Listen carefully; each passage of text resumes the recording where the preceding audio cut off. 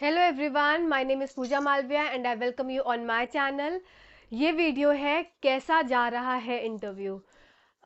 तो इस वीडियो में मैं आपको वो सारी चीज़ें बताऊंगी जो मेरे पास आके बहुत लोगों ने बताया है कि इंटरव्यू एक्चुअल में कैसा जा रहा है, क्या क्या हो रहा है और जो सीन बाहर है वो कैसा है, अंदर जाने के बाद कैसा सीन हो जाता है। तो ये सारी बातें मैं इस वीडियो में करने वाली हूँ और ये वीडियो आपके लिए बहुत हेल्पफुल होने वाला है।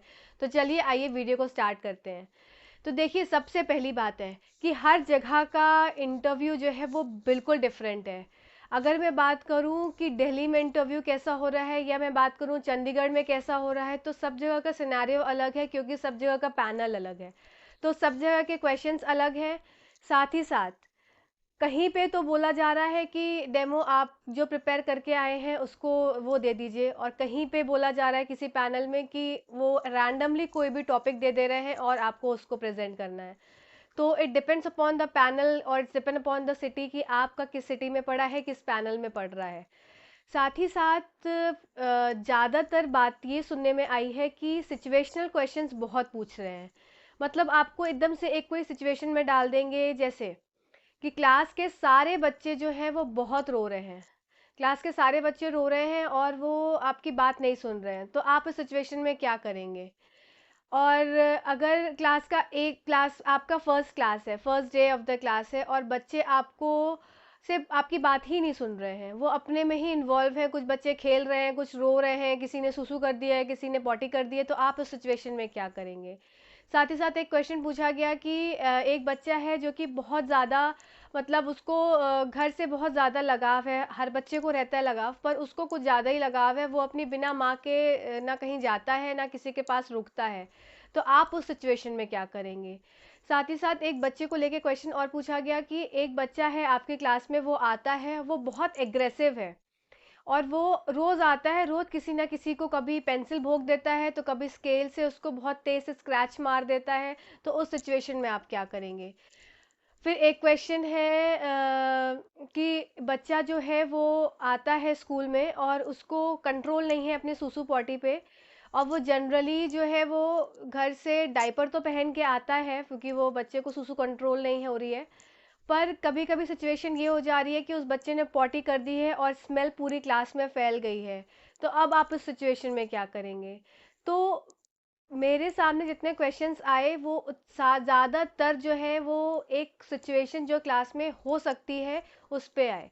साथ ही साथ एक क्वेश्चन ये भी आया कि आपको अपने बच्चों में वैल्यूज़ डालनी है, कि आप अपने बच्चों को ये बताना चाहते हैं कि ये चीज़ अच्छी है या आपको इस तरीके से करना है, ये अच्छी बातें हैं, ये बुरी बातें हैं। तो आप अच्छी बातें और बुरी बातें कैसे उन्हें समझाएंगे? फिर एक क्वेश्चन था कि एक जगह पे पूछा गया, चंडीगढ़ में ही था, कि अगर बच्चों को आपको सेफ्टी रूल्स समझाने हैं कि what are the safety rules, road safety rules, तो आप उसको कैसे बच्चों को बताएंगे?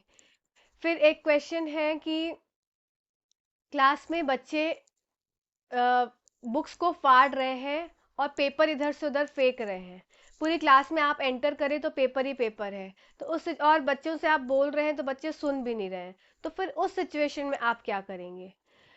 फिर एक क्वेश्चन है कि आपकी क्लासरूम का डस्टबिन जो है वो है नहीं आपकी क्लासरूम में, और बच्चे क्या है, डस्टबिन की जहाँ जगह है जहाँ पे उनको रेगुलर में पता है कि this is the place of the dustbin, और वो लाके कचरा वहाँ फेंक दे रहे हैं, तो आप उस सिचुएशन में क्या करेंगे?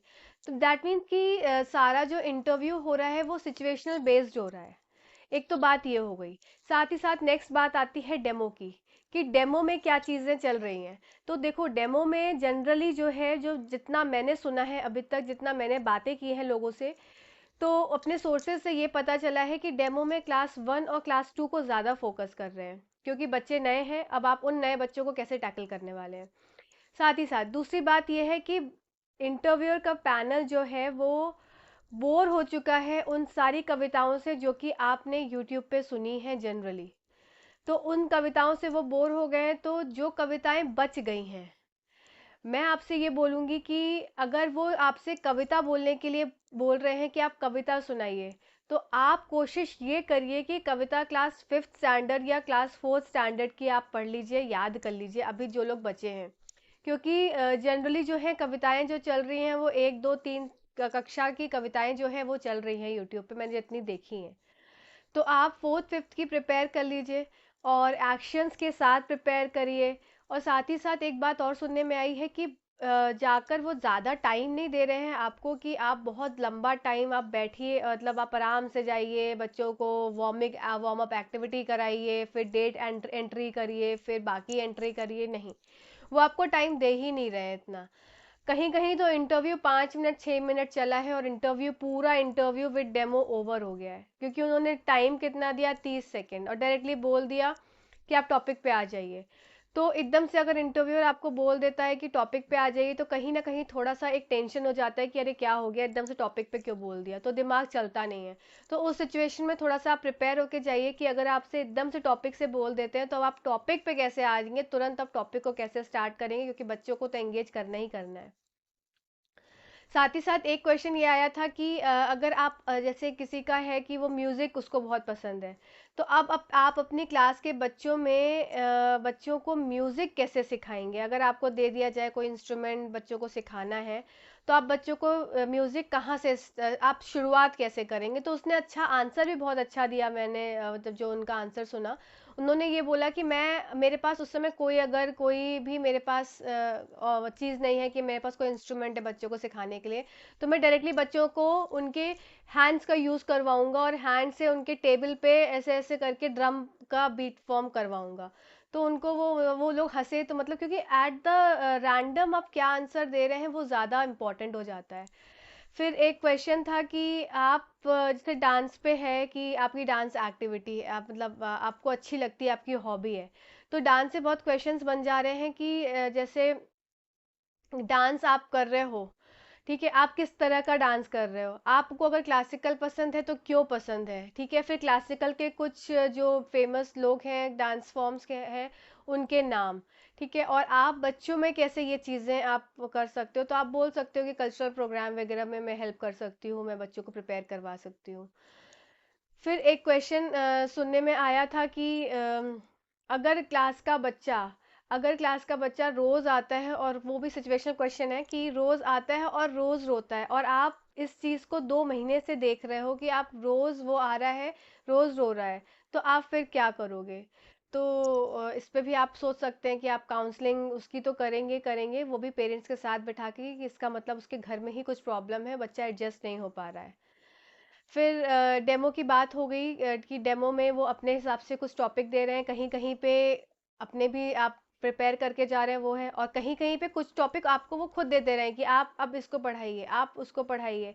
तो वो सबसे भी आप प्रिपेयर रहिए, क्योंकि अभी वो कुछ भी कर सकते हैं, और अभी तो जैसे जैसे टाइम आगे बढ़ता जाएगा तो डेमो थोड़ा तो चेंज करेंगे ही वो, जो आप करते आ रहे हैं रेगुलर उससे थोड़ा तो फॉर्म चेंज करने ही वाले हैं। साथ ही साथ डॉक्यूमेंट वेरिफिकेशन के टाइम में सब बहुत कॉपरेट कर रहे हैं, ऐसा नहीं है जितना सुनने में आया है, पर अब भाई कुछ मिस्टेक्स तुम लोग खुद करोगे तो फिर वो कहाँ से कॉपरेशन होगा। काफ़ी हद तक वो कॉपरेट कर रहे हैं, एक एक परफॉर्मा वहाँ बनवा दे रहे हैं, अंडरटेकिंग कर दे रहे हैं कि आपको ये कब तक सबमिट करना है अगर आपका हो जाता है। पर मेरे हिसाब से आप घर में कोई भी डॉक्यूमेंट नहीं छोड़ के जाओगे। अगर कोई सर्टिफिकेट है आपका, कोई नया सर्टिफिकेट आपने बनाया है, कोई पुराने डेट का है, आप सारी चीज़ें लेके जाओ, क्योंकि वहाँ पे अगर कोई भी चीज़ की ज़रूरत पड़ती है तो ऐसा ना हो कि आपके पास ना हो। आपको क्यों अंडरटेकिंग भरना है जब आपके पास सारे डॉक्यूमेंट्स हैं। तो आप सारे डॉक्यूमेंट्स लेके जाओ, इवन जो सेमेस्टर के हैं डॉक्यूमेंट्स, ईयर वाइज तो है ही है, साथ ही साथ सेमेस्टर वाली भी मार्कशीट आप रख लो, है ना, डॉक्यूमेंट वेरिफिकेशन के टाइम में ज़रा भी इधर से उधर घपला ना हो।